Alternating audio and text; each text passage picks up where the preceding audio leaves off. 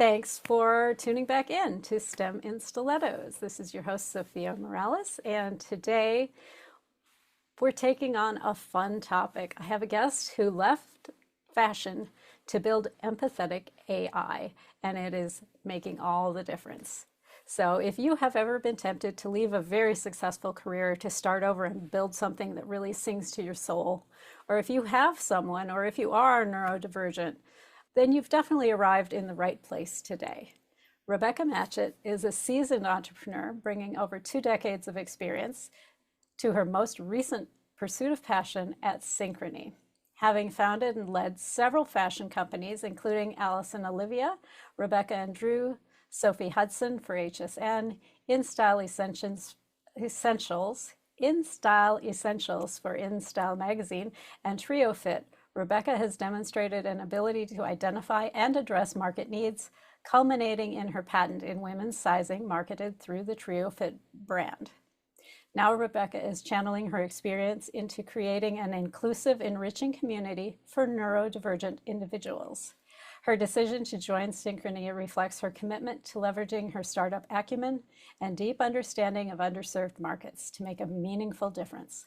With a track record of transforming ideas into impactful solutions, Rebecca is poised to drive positive change and foster a supportive environment for those who need it most. Welcome to the show, Rebecca. I'm so happy to have you here with me. Thank you. That's quite an introduction. I hope I can live up to that, what it looks like on paper. My goodness. I know, isn't it something? It's like an out-of-body experience when someone introduces you, isn't it? Completely. I mean, I don't know. It sounds pretty good. I don't know, though. We'll see. We'll see. Have you met this woman?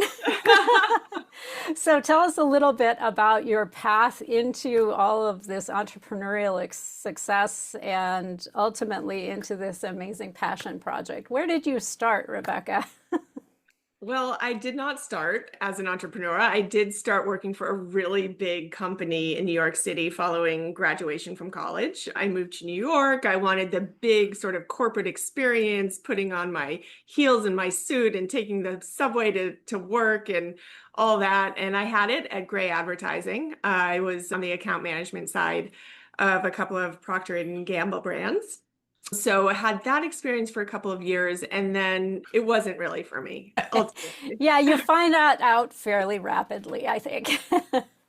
Exactly. I mean, it was such a cool experience, and I did feel like I was in a movie in New York City and all that at the beginning, but it kind of lost its luster. And I coincidentally had run into an old acquaintance from college, and we were both kind of disenfranchised by our jobs and wanted to strike out on our own in some capacity. So it was a couple of strange trial and error fashion related accessories and things. And it ultimately led to the founding of Alice and Olivia, as you mentioned, which is a women's wear brand and super exciting and fun. And we were really uneducated in the world of starting a business and in fashion as a business. Yeah, well, you mentioned a couple of false starts. Those are always really good learning experiences. Completely. And I, in particular, am someone who really learns from doing. And so those false starts, as you say, were the most educational. And just getting in there and understanding, oh, wait, we also have to do that. And we forgot to fund this, or we forgot to trademark that. It was a huge learning curve, but we were both in it together. So I didn't feel like I was letting anyone down at that time. And I was with Alice and Olivia for a couple of years and then struck out on my own well, not really on my own, with another partner to start a Trio Fit, as you said. Let me ask you something, because I see people who are kind of two minds. There are people who are like, I'm going to start this thing and I'm going to ride it as far as it goes. And then there are other people who like the startup game. What factored into your decision to go for it again? Well, with Alice and Olivia, I am still a silent partner in that company. And it was just the working environment became something I was not really, that wasn't productive and wasn't entirely functional. And so I was the one to step back and say, all right, I have other ideas. I have other things and pursuits. This is my baby. I named it in part after my mother who had passed away. Her name's Alice, and then my partner's mother, Olivia. And so it was something that was really near and dear to my heart and just my first successful Your business startup. your first entrepreneurial baby. It was. And so I didn't want to completely disconnect. And I still, as I say, am involved as a silent partner, but it just, once it stops being fun to go into that environment, it just wasn't for me anymore. And there are too many other great ideas and other things to pursue to sort of suffer your way through your day to day, you Yeah, know? exactly. Now, when you started that partnership that formed Alice and Olivia, did you guys think about how it might unravel towards the end? I know a lot of founders are kind of disinclined to have that conversation. It's like, we're just getting going. Why would we ever separate, right? Right. And that's one of the things you learn through experience, right? I mean, it's like a marriage. Thankfully, mine has persisted, but you never expect it to unravel, right? Go into it expecting the end. So I think it was for us a lot to do with defining roles and responsibilities and or the lack thereof. And we didn't know what had to be done. So we were both doing the same things at the same time responsible for the same things and kind of stepping on each other's toes as we got Right. down the line because it just wasn't as defined as it should be. And so I found with my future pursuits that that is something I'm incredibly upfront about. And I am sure, and I make sure that everybody understands this is my area of expertise. And while I need you to be involved in and help me think things through, you need to trust that I'm going to get that done. And likewise, I will trust that you are getting your responsibilities done. And I am not an expert in what you're doing. I will give my opinion if, sort of having some distance from what your day to day is. But I think that's incredibly important when you are working so closely with somebody. Yeah, and it helps to head off misunderstanding and hurt feelings, which leads to messy divorce kind of separations. And oftentimes the baby is the one that suffers. The business will Exactly. frequently not make it when founders decide to separate if there has not been a clear path for that laid out up front. Exactly. And we had actually brought in a third partner along the way with a very seasoned fashion person, a huge leader, Andrew Rosen, and he really did help us a lot in terms of making the company more professional and structuring it in a way that could grow. And so he was actually able to facilitate this sort of separation and us going our separate ways to an extent and sort of take some of the emotion out of it. Yeah, that's helpful. That probably actually saved the company. Yeah, it could have. Yeah. All right. Well, that's wow. I didn't expect to go down that path, but thank you for going there with me because I think a lot of people don't like to talk about these things, but I think it's really important as an entrepreneur, if you're thinking about founding something early in founding something, to take some lessons for people who've been down this road and discovered that, ooh, we might be really good friends and driving right now, but that could evolve into something that's not so functional. Yeah, So, yeah. exactly. Yeah. All right. So, what took you away from Alice and Olivia? So after this sort of separation that, it was a separation's always difficult, but I did have my eye on the second idea, which was brought to me by actually a family friend's son. It was attenuated, but he had this idea of sizing women's clothing by bra size and height. And that was supposed Yes. to approximate men's clothing, right, which is sized by neck size and arm length. And for women, that really difficult part of your body to fit and the most variable is the bust size. And Yes. so we found that there was a real need in the market for a close to custom fit. So tailored garments like button front shirts or blazers or tailored dresses that accommodated that sort of asymmetry of a woman's body. Yeah, I'm the queen of asymmetry, the head of the itty bitty titty committee, and then I've got these German childbearing hips. Well, right. And it is so difficult because if you're not the same shape and dimension of a fit model of whatever the brand is, you're not going to Yeah, properly fit into that clothes. I'm not. Right.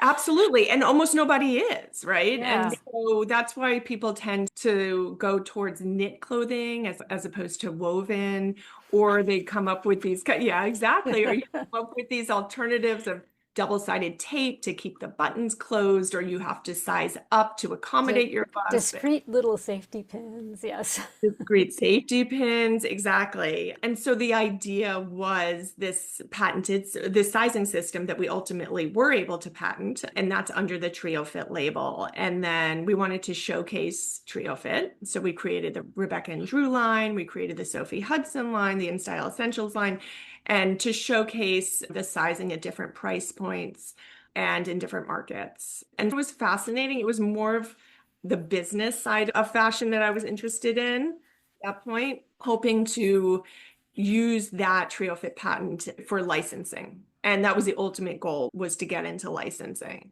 There were many bumps along the way, many lessons learned. Ultimately, Doubtless, because licensing, I'm sure, has its own special set of minefields.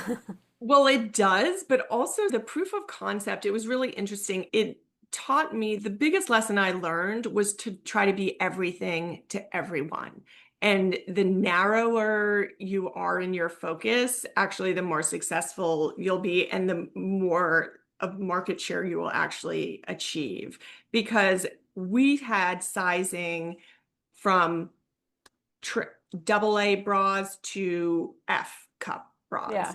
Was in every combination in between 32 through 38, A, B, C. I mean, it was the number of SKUs we had. I think we were above 30. Yeah, I was gonna say, you're headed into double digits by the time you do all these permutations.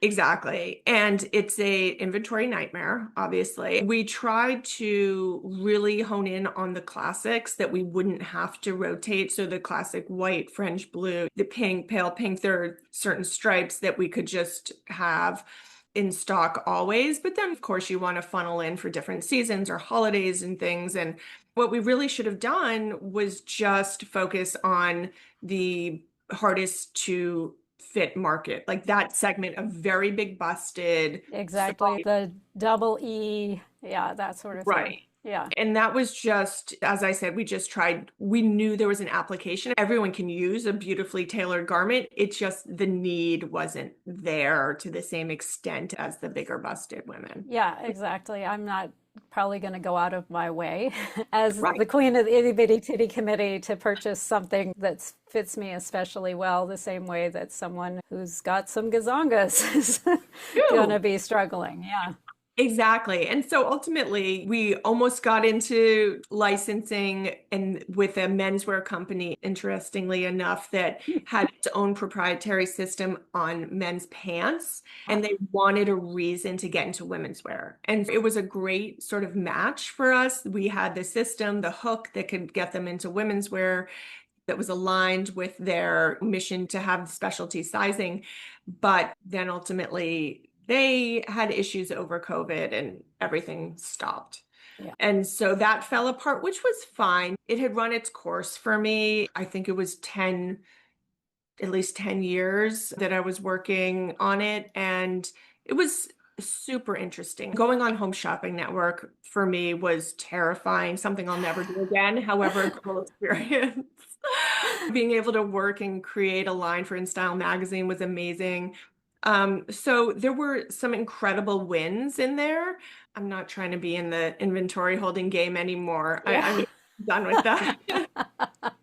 So you've had some actually pretty serious successes here.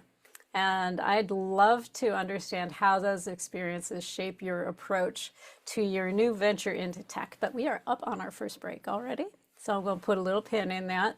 What would you suggest that the listeners think about as we go into the break before we move into this next section? What could they consider in their entrepreneurial journey in light of what you've been through? I would think that if you have a great idea, I would just continue to hone it and not assume that it's perfect as is, and really think about the audience. Who is your audience? Is there a need for it? I mean, I'm a big proponent of finding a gap and trying to fill it. And the more narrow your focus, I think the better your odds of doing that are. Okay, great. So spend a couple minutes with your pen and your paper over this break thinking about your idea and the problems that it solved for your consumer, or maybe where you could reach some ideal consumers to get their feedback on your idea. And hang with us. We'll be right back from the break. Oh, check it out, we're here. Tech is ours and we show no fear. No fear. No fear. No fear. This is Zofia Morales. I am back with the amazing and wonderful Rebecca Matchett. And so you shared some experiences before the break about founding Alice and Olivia and TrueFit, and I would love to understand how the experiences you went through with those startups shaped your approach when you went into, quote unquote, the tech world with Synchrony. Well, let's see. I've learned from all of these experiences in different ways. Alice and Olivia, certainly as my first foray into starting a business, there were a lot of lessons there, a lot, as we mentioned, around how to deal with a partner, how to set up the company structurally. And then with TrioFit, it really was a honing the idea before jumping into the water. That was the big lesson there. And I think that with Synchrony, it is an incredibly focused product already. The concern I have is that now I'm going into tech, and that is uncharted territory for me. It's a whole new minefield.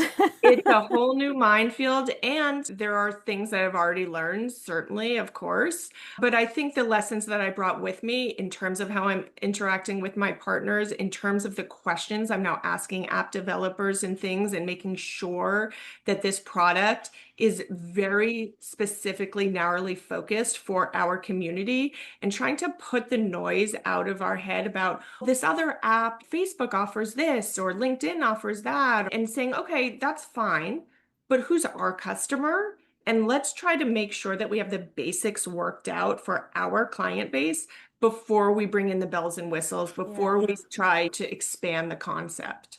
So give us the nuts and bolts. What is Synchrony and who's it for?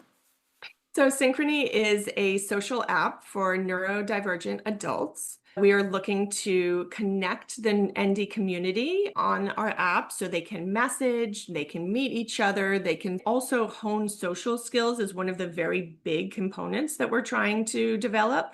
And that, to your point, is through the AI component of Synchrony. So when I can back up and give you more specifics. Well, how did you end up going in this direction? Let's start there. Okay. That's a good place to start. Actually, I have two partners, and one of them approached me, who happens to be the mother of one of my daughter's friends. And her name's Jamie. And Jamie has a son who's 21 now, named Jesse, and Jesse's autistic.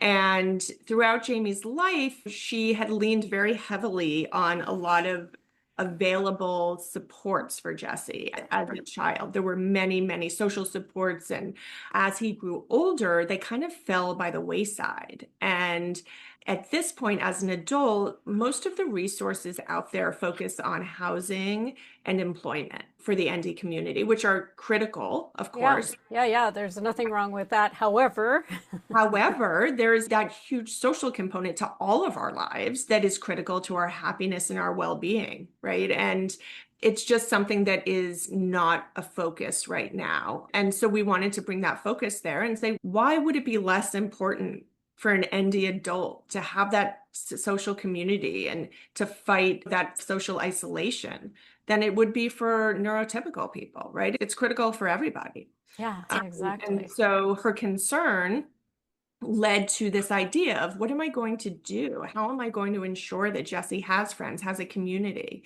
And so she had this idea and was actually just kind of talking to me about it over dinner one night. And I couldn't get it out of my mind over the ensuing couple of days, and reached back out to her and said, listen, I just have these other ideas. I have ideas of how you can expand this or implement it. And I'm not trying to get involved. It's a fabulous idea. I just want you to know. Famous last words. I'm not going to get involved. Yes. Exactly. And next thing you know, she's introducing me to our third partner, Britt, who's actually an autism specialist. And the conversations went on, and I actually pretty quickly jumped on board.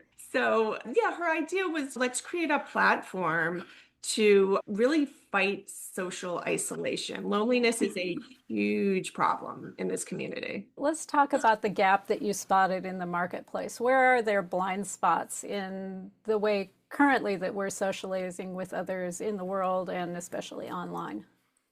Yeah, and this was really the driving force, I think, for Jamie. Her son tried to get on a bunch of these sites or dating sites or social sites, and it was incredibly hard for him to communicate in a productive way with the other members of these communities because the needs are different, the communication styles are different. And to no fault of their own, I mean, they are not developed for this community, right? So it was incredibly clear that it wasn't about trying to interact with neurotypical people in a different way. That's just a non-starter. That's not going to happen.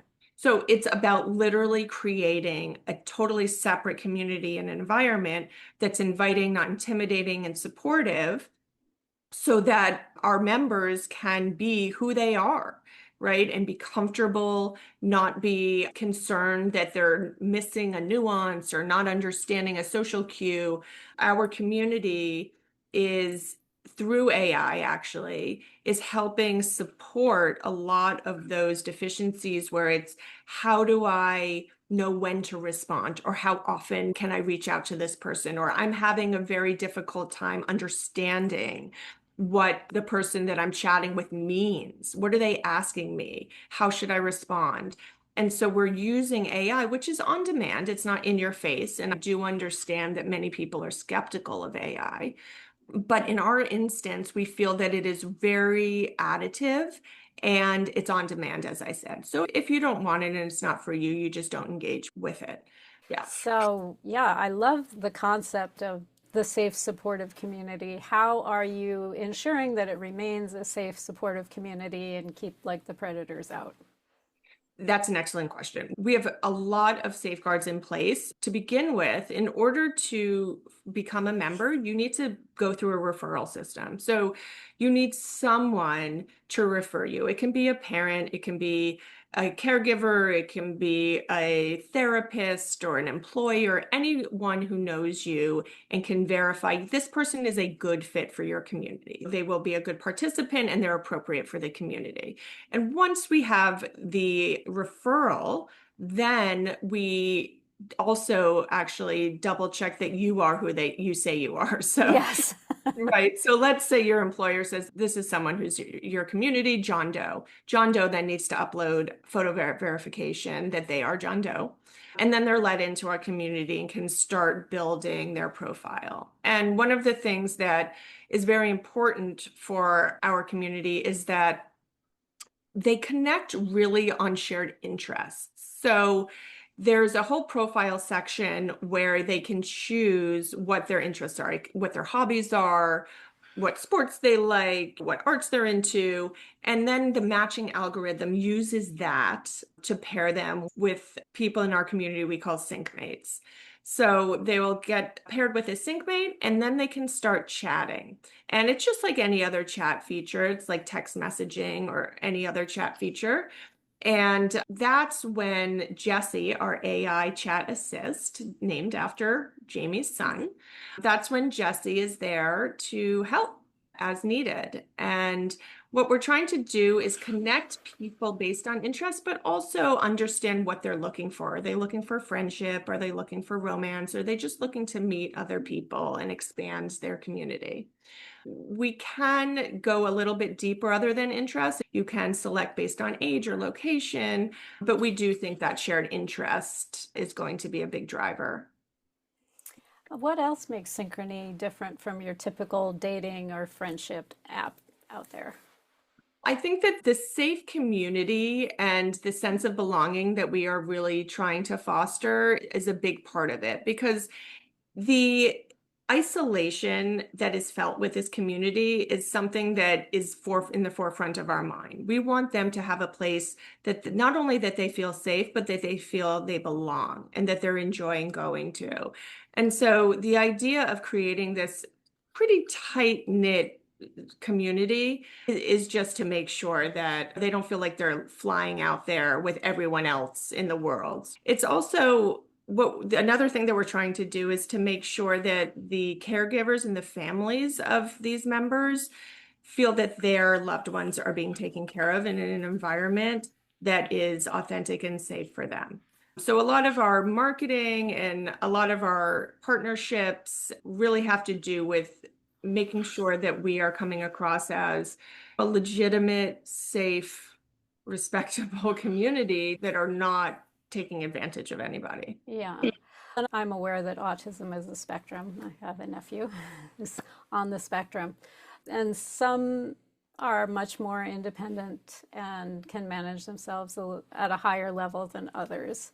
For the ones who are at that lower level and has like an active caregiver who's kind of there alongside of them, how is the caregiver able to interface or understand what's happening in the app? So we really are focusing on higher functioning individuals. So if you don't have that level of independence, we are not there yet in terms of offering a space for you. We really are trying to foster independence. And there's a little help from Jesse, a little help from AI, just like a best friend giving you advice or interpreting a situation for you. Exactly. What did she mean when she said that? Absolutely. Yeah. Which I think we all suffer from that sometimes. I wouldn't mind it, Jesse. Yeah, it's like, wait, right? what are they trying to tell me?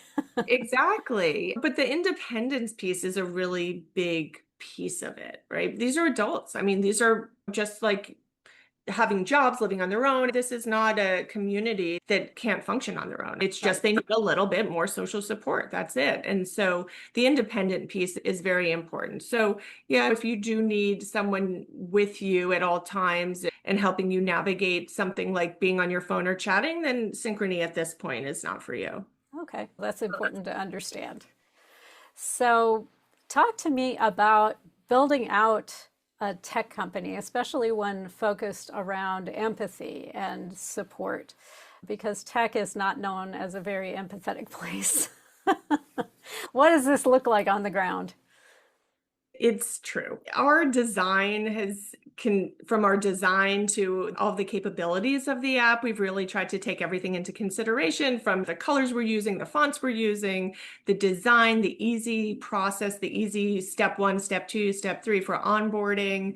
Clearly, Jesse, the ability to report any concerns or problems or violations of our community guidelines, which will be very strictly enforced. I think that tech with empathy is something that is at the very forefront of our minds. And as we selected our app designer and our app developer, that was paramount in sort of the interview process and the vetting process to make sure that everyone was on board with our mission. And it's absolutely phenomenal, the team that we have brought together. I've worked with a bunch of third parties as I've been trying to build different companies, and it's always guns for hire, right? And this really feels incredibly different. It feels very personal. And we've been very fortunate that everyone actually, from marketing to app development, is 1 degree of separation from someone on the spectrum. It is really pretty incredible, either a wife or a son or a sibling. It's been something that I can just feel the personal connection to with our team. And it's been especially important because, as I said, this is my first foray into tech, and it's a huge leap of faith to pass that baton to someone. That's our entire company, is the development of the app. And I don't know the first thing about developing an app. So it's a little scary, a lot of check-ins, a lot of reinforcing the mission. But I do have to say that everyone really gets it. And we've been absolutely thrilled with the result. That is awesome. So we're up on our second break already. I want to dig in more on the app when we come back, where people can find it, get involved, support it, that sort of thing. What would you suggest for our thought exercise over this next break? What should we think about in context of going into a new area? Yeah, I think that it's so easy for us to pigeonhole or to put blinders on and only to experience and think about things that impact us directly.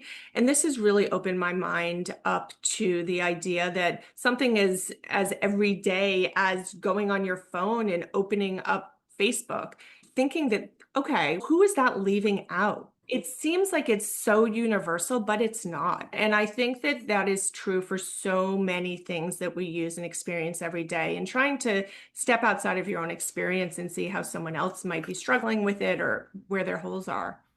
I love that. And I think when you step outside of the normal experience, which is a great exercise, I think, to do around whatever your idea is, it can also direct you into one of those niches.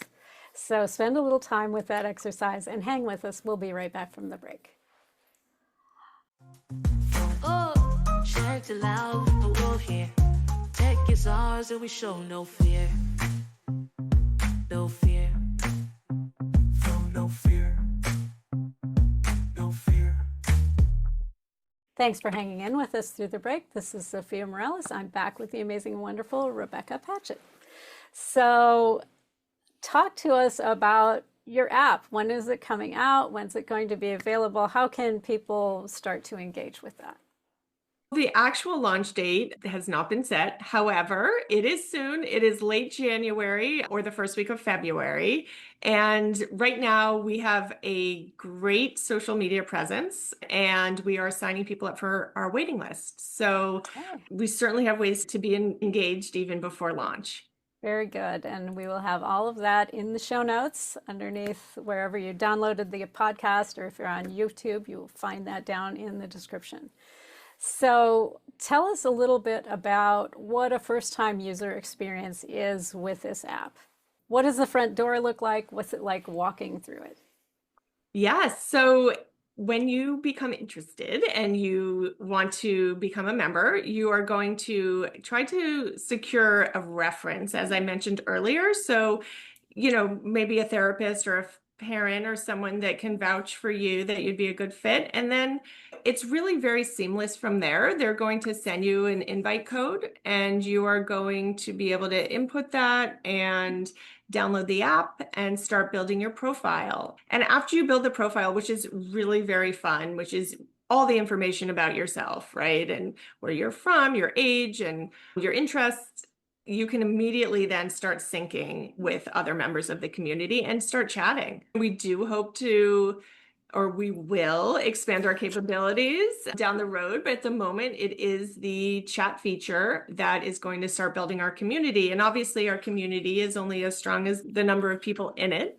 We're trying to build that as quickly as possible to ensure that it's a really rich environment. I love that. I love that. So you mentioned that there is AI-driven support in the form of Jamie. How does that work? How do you decide when you want, when you don't want? Is this like go into your settings decision, or is this kind of a more fluid, you know what, not right now, or yeah, right now I need you? Exactly. It's the latter. So the AI chat assistant's name is Jessie, and Jessie I'm sorry. not at all. Jamie was mom. There are a lot of androgynous names here. It's not with the J's. Jessie will pop Jessie. up. Okay. Exactly. As a little tiny icon at the bottom of your screen, wherever you are. And you can click on Jessie, and Jessie will give you some options. Do you need help decoding this message? Do you feel uncomfortable in this message? Do you need help with something else? And you can write your own question to Jessie as well. So you can select from a drop-down menu, or you can type your own question. Jessie is set up to keep the questions very specific to your conversation. So you cannot say, where's the best pizza near me? Jessie is not going to do that. And in part, that's a guardrail that's set up to keep Jessie on track and to make sure Jessie's not appropriate, that he's giving, or he or she is giving good advice. And so that is a very big part of our development right now, is to ensure that Jessie is safe, appropriate, and giving relevant advice. Right, exactly. And you mentioned there was an option for, I don't feel safe with this conversation. How does that play out if there really is an uncomfortable thing happening? Yeah, so Jessie first will provide some options in terms of how to respond. Suggestions, this is not making me feel comfortable. Can we move to a different topic? Or trying to divert the conversation in a different direction. But if that is not sufficient, there are plenty of opportunities and easy ways to report someone who might be abusing the app and not appropriate for the community. So we do want to try to help our members work through difficult situations, because the person on the other end of that chat might not know that they're being offensive or they're making you feel uncomfortable, right? So we're trying to help both sides understand how they're coming across and how the message is being received, and then how to respond to that. I like that. Yeah, I like that. And then there still is a pressure release if it turns out that there really truly is a problem, not just a miscommunication. Absolutely. And that's critical, right? There will be certain members that might not be appropriate for the community, or that might not understand that the way they're speaking is not acceptable. And that's why we have our clear community guidelines in place to make sure that we do have control of that. Very good. Very good. I guess what I'd like to understand at this point, if someone's listening to this and going, ooh, I've got someone. We mentioned there are ways to contact you that will be in the show notes. Is there like a preview of the app on your website at this point, or is there a way they can kind of get a peek behind the curtain? Yeah, so one of the great ways to find out more about Synchrony is through Instagram and TikTok. And right now there are a lot of little demos, little sneak peeks of functions of the app. And Britt, our autism specialist, has created these incredible, she's much younger than I am, so she knows how to do all these little videos, and she's adorable and everyone wants to watch her. So she's on there talking about the community, giving little sneak peeks into what Synchrony actually looks like. And she also will be creating these little demos that will be really helpful to show different aspects and capabilities of Synchrony. Excellent. And you mentioned you can kind of sort by age, that sort of thing, because there's not just a spectrum of the spectrum, but there's probably a distribution of ages of people who would find this helpful. Absolutely. And that is certainly up to the member if they want to only communicate with people within their age bracket or not. But at the beginning, we're hoping everybody's open to meeting a lot of people so that we can start the connections. Right. Yeah, and it's much nicer to be connected than disconnected. I know some communities have guardrails around like meeting each other in real life, that kind of thing. What's going on with the app around that sort of thing? Yeah, it's a great question. These are adults, and if they want to meet offline, they'll meet offline. We are trying to block certain personal information from being entered into the chat. We don't want sharing a personal address, a home address, as an example. Right. And there will be a block if that happens, and some sort of message that says this is sensitive information. And so we are trying to keep the community on the app in a safe way. However, the goal is eventually to bring these connections offline and in real life. And so at the moment, we don't have any capability, or we're not planning any meetups in person, but that is definitely on our radar and something we hope to be doing down the road, because we feel that Synchrony is a stepping stone for those in-person real life interactions, and trying to let's hone these social skills a little. Let's make sure you feel comfortable in these social interactions online, maybe with the support of Jesse, and then let's bring them offline and have in real life meetups. Yeah, exactly. Exactly. And I think that's a really important thing. We've got all this social media, but in a lot of ways, it makes us feel more lonely than it makes us feel connected a lot of times. And your app has several things about it that I like. The one-on-one chatting, I think, is important and valuable. As someone who was picked on by large groups of people when I was younger, social media is an intimidating place for me in a lot of ways because of the echoes of that. So I like the one-on-one chatting. It feels safer, just from my gut. Absolutely. And that really is so important, right? Who wants to join a community that's not supportive and that isn't treating you like a member of the community? It's antithetical to what we're doing, certainly. Yeah, absolutely. So we've got just a few minutes left at the end of the show here. what would you like to let the world know about either your process as an entrepreneur or specifically about your journey with Synchrony? What are your summarizing words of wisdom? Everything I have done, there's been a huge unknown, both in terms of the market, because the market in many cases didn't really exist, but also the unknown that I personally am facing because I've been trying something new each time. And so I would just say to go for it, and you will learn as you go. And I am actually a firm believer that you don't want the answer to every single question before you start, because that is going to put you in a box that you won't sometimes allow yourself to get out of. And if you It's don't have it, true. yeah, if you think you have it figured out, you're not going to be as aware of where things are failing or things that you should just move on from and pivot away from. Right. Or opportunities that the door has swung wide open. Please step through it. Yeah. And you won't necessarily recognize it. So you just start putting one foot in front of the other and dealing with whatever the roadblock or whatever the concern is at that moment, and then you move on to the next. But staying true to your mission, staying true to the big picture, you always have to keep your eye on that ball. But the day-to-day, I think flexibility is so important. Absolutely.